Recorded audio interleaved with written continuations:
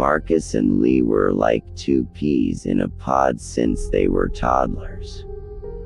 Although they had different personalities, they complemented each other perfectly and had been inseparable since the day they met.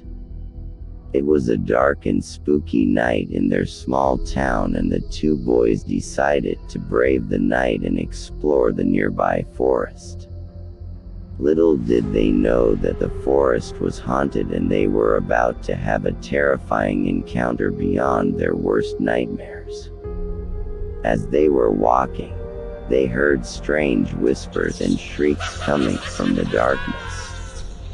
They started to get scared and tried to quickly make their way out, but the more they walked, the darker it seemed to get. Suddenly, two red-eyed ghouls stepped out of the darkness, and the boys froze in fear. The ghouls took them to a cave deep within the forest and locked them in a room with no windows or doors. They utilized their last bit of hope and started banging on the walls in search of a way out. While banging harder and harder, time seemed to stand still in the pitch-black room. Suddenly the walls began to shake and a deep voice said, "For every soul you save, you will be rewarded a gift from me." Marcus and Lee had no idea what to do, and moments later the ghouls barged into the room. The boys were forced to pick one of two doors, and only one of them led to freedom. They had to pick one in order to escape. Marcus knew that Lee wouldn't be able to make it without him and made a brave decision. He chose one of the doors and it opened.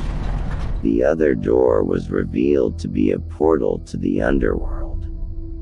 Along with the ghoul, they dragged Lee inside and released him into the dark abyss. They told Marcus that he was rewarded with a gift for his courage, and he could never leave the forest or tell anyone what happened.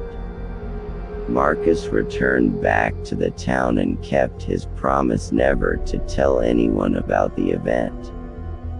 From then on, he was never the same.